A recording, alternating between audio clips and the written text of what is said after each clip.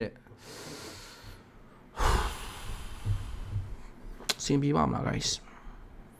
haircut နော် haircut ကို goal line လိုမျိုးစော့မယ်နဲ့တွေ့နောက်ပိုင်းကြားလို့ရှိရင် haircut ကအလဲလန်းစော့မှာလားမသိဘူး sorry guys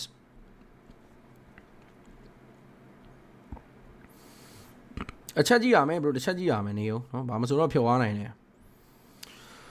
ကဲနော်ဆိုတော့ drop it ရတော့ AE ကိုတော့သဘောမကျမိတာတော့အမှန်ပဲเนาะခုလောလောဆယ်တော့ fat black oh my god come on lucky oh no normally RFE goal lane เนาะ N949 အနေနဲ့တော့ Kyrie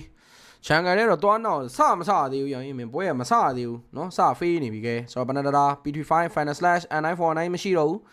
နောက်မှာ Grokထပ်တော့မရိုက်တော့ဘူးเนาะဒီဘက်မှာလည်း Yazuki အနေနဲ့ကတော့ jungle လေးပဲပြန်တော့အောင်းတာတယ် Fredwin เนาะ assassin နေမစော့ဘူးရောင်းရင်เนาะ Kyrie ကတော့အရင်ကတည်းက Bazier တွေရော Fredwin တွေရောစော့တဲ့ player ဆိုတော့တိတ်တော့ကိစ္စမရှိပဲမဲ့ Yazuki အတွက်တော့နည်းနည်းလေးစိတ်ပူတယ်ဗျသိတဲ့အတိုင်းပဲเนาะညီတို့တခုဆို AE drug ကိုပဲကျွန်တော်အပြစ်တင်ရမှာပဲ bro เนาะအမှန်တမ်းပြောဒီ drug ကတော်တော်ဝဲတဲ့ drug ကဲမှာတော့အပေါ်လမ်းမှာလည်းဒါ Nino လက်ပီเนาะနှစ်ကောင်သားနီနိုကတော့ ultra စီနီနိုပဲเนาะ CC goal line လိုမျိုးတွေလည်းဒါဆော့ခဲ့ဘူးလားဆိုတော့ CC ကတော့နောက်ပိုင်းကျတော့ hitter ပုံစံမျိုးသွားလို့တော့ရတယ်။ဒါဝင်လုံးပဲပေါ့ဗျာနော်ဝင်လုံးအလုပ်တာတော့ဖြစ်သွားနိုင်ပါတယ်။ BDR တို့ဘာလို့မျိုးဆော့ရင်ပေါ့လေ။လက်เนาะ lane split ဆော့လို့ရတဲ့ hero ပဲကိုလောတွေတော့အလယ်လမ်းမှာတော့ AI ကြောင်းပဲမေဒီတာကို level ပေးယူထားတာเนาะမေဒီတာကကျွန်တော် Roma မဟုတ်ဘူးရောင်းရင်မေဒီတာအလယ်လမ်းမှာ damage တိုက်သွားမှာလက်ကတေးပြန်ပြီလားမသိဘူး။မေဒီတာ guide ဝင်ဖြတ်တိုက်ပေးလိုက်တယ် Kyrie rolling နဲ့မရဘူးဒီဈေးပဲမိဝါလို့ရှိရင်တော့ဖြတ်ကြံနေခဲ့ဆိုရင်နေတာတခုမှာတော့ Alec အနေနဲ့တော့ဒုတိယမြောက်တည်ဆုံးခြင်း last pick ကတော့ကျွန်တော်တို့ haircut pit တာတန်လားမတန်လားဆိုတဲ့မေးခွန်းတော့ bro ပဲဖြေလိုက်တော့เนาะကျွန်တော်မဖြေတော့ဘူးကဲဒီဘက်မှာလည်း Yazuki နောက်မှာ Hijumi နှစ်ကောင်သားတွဲတော့စော်တိုင်းနဲ့ပေါ်လဲမှာလည်း Kyrie တာတယ်လေးတော့စတော့လှုပ်ထိုင်းနေမှာ Onyx ဘလို့ဘယ်ပုံလေးနဲ့ဆက်ပြီးတော့ control သွားလဲနောက်မှာ Grok ထထောင်းနေချက်တော့မရှိပေမဲ့လည်း Mighty Swing တော့ရိုက်ပေးလို့ရတယ်လက်ပူ Breeder Fighter Yazuki မောင်းထုတ်ထားတယ်မဲဒီတာ Guide Win လေးနဲ့တွဲဆော်မှာပေးလိုက်ပြီ bro เนาะအဲ့မှာလည်းပေါ်လဲမှာတော့ CC bounce လေးပါလေးသုံးပြီးတော့ပြန်ပတ် line နဲ့ပဲ spray နဲ့ဆော့တယ် CC ဗျာเนาะဒီ CC က okay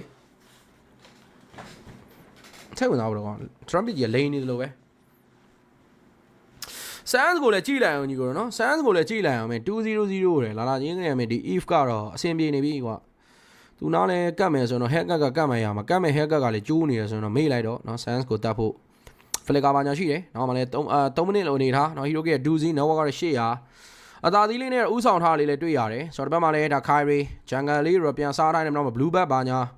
ကြည့်ရမယ့်နေသားမျိုးလေးလည်းရှိနေသေးတယ်ပေါ့နော်။ Onyx intro လာပါတယ် brother တို့နော် first starter time မှာတော့ Onyx အသာစီးရတယ်လို့ပဲပြောရမှာပဲ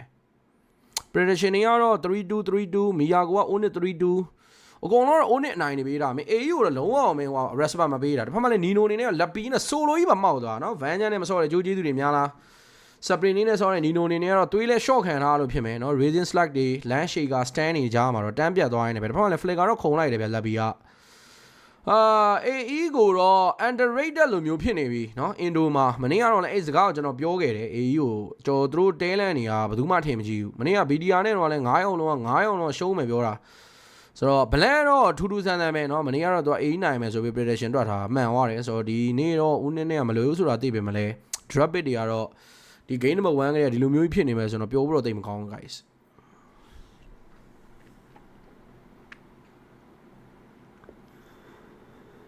ဂျူရေးပဲကြံငယ်နဲ့ဆော့မယ်ဆိုရင်တော့ Onyx ကတာတာတော့အမှန်ပဲဗျာသိလား Kyrie ကအရင်ကတည်းကဒီဂျူရေးပဲတွေက train ထားပြီးသားဖြစ်နေတာသိရမလားအားနေလို့ရှိရင်ဒီကောင် Fredwin ကင်လိုက် Bazier ကြီးကင်လိုက်เนาะ MC တွေပိုင်းမှာလည်းမြင်ခဲ့ရဘူးလေကိုလောရမယ်ဒါ second league ကပတ်တယ်ဆိုတော့အသာလေးပဲပြန်ပတ် wine မှာ Hey Jumi ဝေါ်ကာထားတယ် Mighty Swing ရိုက်လိုက်ပဲမလဲ Guide Win လေးနဲ့တော့ပြန်ခုံထွက်ထားတယ်ဆိုတော့ Yazuki အေးစစ်စစ်ပါပဲเนาะပေါ်လမ်းမှာလည်း Nino လက်ပြီး Nino ပြန်တော့ဖြဲတယ်နော်အရင်ကြီးလည်းမဖြဲသေးချင်ဘူးညီကိုကွဲသွားမှာဆိုတော့ခုနကလည်းကွဲသွားပြီဟိုကောင်ထုကြပဲကဲနောက်စကန်တက်တယ်လေဂျူရီဘိုင်းနေဆိုလေတာတဲ့လူရမှာပဲတမိုင်းမေးတောင်ရနော် broken wall နဲ့အခုလောတယ်တော့အရင်ဆုံး solo ကောက်ခံလိုက်ပြီ Hijumi position နဲ့သွားအောက်တဲ့နေတာတခုမှာတော့ဆွဲဖြတ်ခံသူ့ကောင်အရင်ကြီးလည်းမာတာမဟုတ်ဘူးပြသေးလားအဲ့ဒါယူရှေ့သွားတက်တော့ stand ခံပြီးတော့တန်းပြောက်သွားတယ်ကဲဒီဘက်မှာလည်းလက်နောက်မှာ deadly sting တွေပါပေးတာလေးတော့ပြန်ခုံထွက်ဝိုင်းနဲ့ second တက်တယ်ဒီလေ Kyrie ရဲ့လက်ထဲမှာပဲရှိနေနေဘာမှ AE အနေနဲ့တော့သူတို့အတွက် teamထားတယ်ထင်မထားတယ်ကျွန်တော် drop it တခုမြင်လိုက်တဲ့အခါမှာတော့ပွဲထဲမှာပါတိုင်ပတ်နေပြီเนาะ coach အဒီတကွက်ပြသွားလားမသိဘူးမင်းရတယ် Yazuki assassin တွေအရန်ကောင်းတယ်လားဘန်းမေးလိုက်တယ်မင်းလောဟာရဘူတာလည်းမကန်ရဘူးလား join နေပါရှိပဲမယ်အဲ့လိုမျိုးကြီးအောင်ကဲဘလန်လာပြီတာကြီးဘလန်လာပြီကဲလာအောင် sorry ပါကြော်တယ်မှာစေကန်တော့အေးမင်းလာမှပဲတာကြီးမင်းမလာမှအေးပြန်ကောင်းမှလားမသိပါဘူးတာကြီးအေးကထုခံနေရပြီခုမှဂျူရီပဲနေဆောင်းနေရပြီတာ9မိနစ်ကိုနောက်2300တွေပါဖြတ်ပေးနေရတယ်ပဲကဲအာဖီရဲ့ဘဏ္ဍာဂိုးလင်းရတော့မဟုတ်ကိုဒီ on နဲ့စောင့်ရင်မဆမ်နောက်မှမေတ္တာစာကလေးကဘလန် line လေးနဲ့စစ်ပါအောင်တိုင်းဘလန် line လေးနဲ့စစ်ပါအောင်တိုင်းမင်းပြတောင်းဖြစ်နေတဲ့အတန်းအခုနမင်းပြောတာကဘာမှသိမကြားနိုင်ဘူးတိုင်း sorry မိုးရွာနေလို့ကိုဒီမိုးရွာနေလို့ဖြစ်နိုင်တယ်တိုင်းကရန်ကုန်မှာမိုးရွာနေတယ်လို့ကြားတယ်ရန်ကုန်မှာမိုးရွာနေတယ်လို့ကြားโอเคဘလန်တိုင်းကတခုပြောပြမယ်ဘလန်ခုတ်ရှာဒီဒီနေ့ညံကောင်းသွားပြီအောင်လမ်းမနေနေခါနေအာဖီသေးတော့မလားမသိဘူးခုတ်ရှာဒီကတိုင်းဘန်လစ်မှာယာဇူကီဟီးရိုးတွေကုန်ဘန်အဆက်စင်နေတိုင်းယူရေးဘဲနဲ့ချဆိုတဲ့ပုံစံမျိုးပါသေးလားအဲ့လိုယာဇူကီရီဆိုင်ရှင်းလေးတော့မကန်ရတော့ဘူးဗောno ဟဲ့ဟာရာဘူဇာဘန်နာပလိုက်နော်အဲဘတ်လိုမျိုးဟာရာဘူဇာကြီးနဲ့ကြားအောင်မှာဆိုလို့အဲ့တော့ကဲဆိုတော့ဒီမှာတော့နော်နောက်3000နီးပါးတော့ဖြစ်သွားနေပဲဂျူရေးပဲဂျန်ဂလာနဲ့တတိပေးနေရဆိုပေမဲ့ကာရီယာလည်းဂျူရေးပဲဂျန်ဂလာဆိုတော့နော်ဒါပေမဲ့မတူဘူးသားကြီးကာရီယာဂျူရေးပဲဂျန်ဂလာမှာ international experience အောင်ရှိတယ်လေဒီကောင်ဟုတ်တယ် Eve လဲပါတယ်เนาะအဲ့တော့ Fredwin ကလှုပ်လို့မရလဲမပြောနဲ့ဘလို့မတည်သေးတာပဲယာသူကီကိုချီးကျူးရမှာဒီပွဲကနောက်ဆုံး last bit လေးကတွားကောင်းတာဟဲ့တိုင်း haircut နဲ့เนาะမင်းလိမ့်နဲ့เนาะဟိုဟီဂျူမီကိုမိတ်ပုံစံမျိုးဆော့ခိုင်းတာမဲသီတော့အန်အောင်လို့မဆုံးပါလေအေးက second bet မဟုတ်အေးက first bet ပါ first bet အေးက first bet အဲ့ဒါဟိုမှာဘာစီက last bet လာကိုသေးဘာစီက last bet ဘာစီကမဟုတ်တိုင်းစောသီးပစ်ထားတာတပ်ပင်မှာအဲ့ဒါဟဲကကြီးတော့မလုပ်သင့်ပါဘူးဗျာငါပြောချင်တာလေအဲ့ဒါပဲငါပြောချင်တာလေဘယ်လဲငါပြောချင်တာလေအဲ့ဒါပဲမင်းသဘောပေါက်သွားရင်မလားတိုင်းအဲ့လိုဘာစီက last bet ထုတ်သွားလို့เนาะဟိုသာဟဲက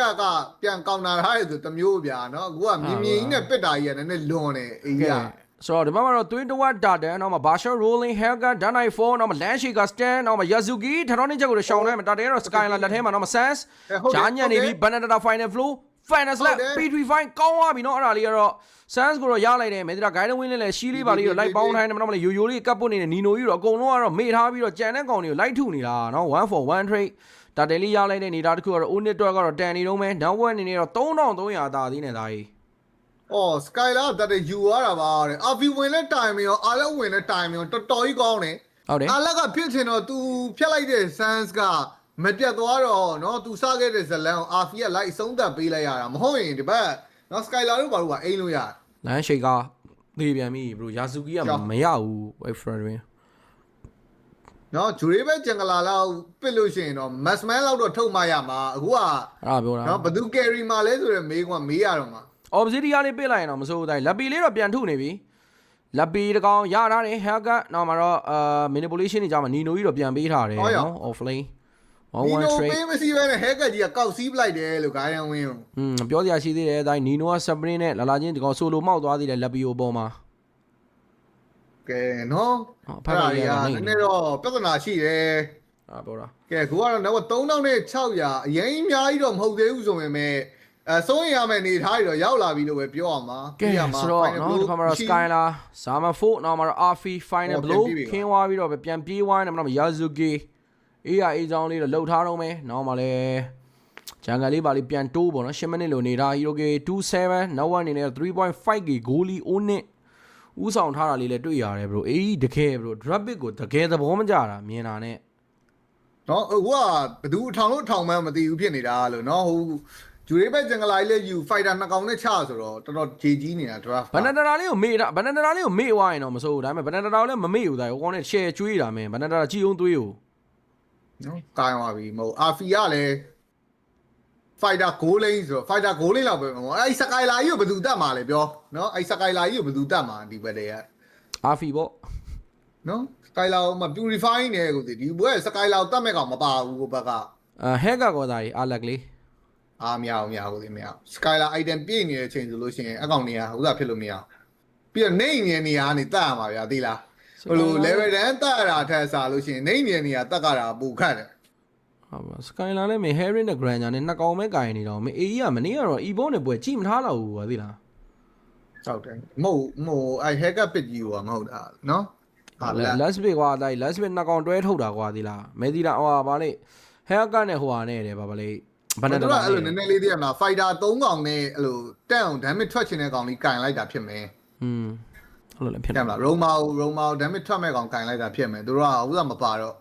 ဂျူရေးဘဲကိုလည်းမတ်စမန်မပါဘူး fighter 2ကောင်နဲ့ဆိုတော့ haircut ထုတ်လိုက်တာသူတို့ draft ကတော့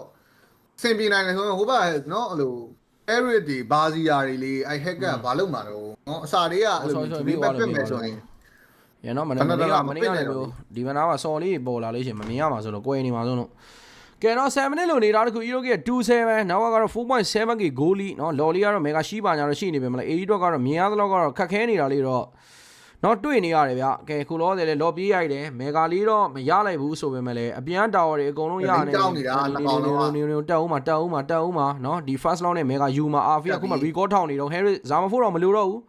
first round နဲ့မေဂါတလိုင်းကြီးတော့များတယ်ရတန်းမှာအမ်လို့လားမလုံးနဲ့နော် manipulation လဘူ Brader fighter Banana final blue P35 Skyline မထီသွားဘူး Harris Zama phone နဲ့ပြန်ထုတယ် RF တေးမလို့ပဲနောက်လဘူ Raisin Slat တွေ Land Shaker stand တွေတော့ထပ်ပေးထားမှတော့နီနို Zama phone နော်ကျွန်တော်တို့ပြစ် Zama phone နဲ့ပြစ်တဲ့ damage တွေတော့မခံနိုင် Hijumi Flick ခုံပြီးဝင်ပတ်တာ Kyrie Energy Eruption နောက်မှာ Grot Tandon ချက် Yazuki တေဆုံးသွားရင်းနဲ့ပဲ Hiroki တကောင်စရနောက်မှာ RF and 949နဲ့ပြေးပြီးမယ် Barricade ဖြတ်တာ Harris Zama phone နဲ့ခုံထူသွားရင်းနဲ့ Skyline Goaling Banana လေးတော့အကောင်းမွန်တော့အဆုံးသတ်ထိုင်းနေမှာမဆန်း Creo လေးခံပေးထားနေမှာတော့သုံးပြေးချိုးနေပြီ Haircut Deadly Sting ကဝင်ပေါက်တယ်ဆိုမှလည်းအားလည်းထိန်းလို့မရတော့ဘူးမေကတော့အသုံးတော့ပြေးရိုက်တော့ရိုက်နေပြီမှာ Creo ကတော့မရှိတော့ဘူးနော်အဲ့မှာအောင်လဲနောက်တဲ့မေကတော့လည်းမရဘူးတိုင်ပွဲအရန်ပြောက်သွားပြီလှုပ်ချင်တိုင်းလှုပ်နေပြီအပြတ်သွားပြီသူတို့ကမင်းပြန်အောင်လိုက်ချခြင်းလိုက်တာဗျာဆရာသမားတွေက ဲဆိုတော့ဒီဘက်မှာလည်း Creo လေးတော့အကောင်းဆုံးတော့ရှင်းနေသေးတယ် Zama 4ဒီပါခင်းနောက်မှာ Skylar သုံးမဲ့ပြေးချိုးသွားနေမှာ Game number 1ကိုတော့အပြတ်တက်နေပဲ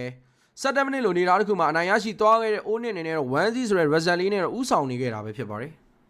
အော်နော်တော်တော်ဆိုးတယ်အောင်ရေး Drabit ကြီးကဟို Drabit ကိုကြည့်ကြတဲ့ဟို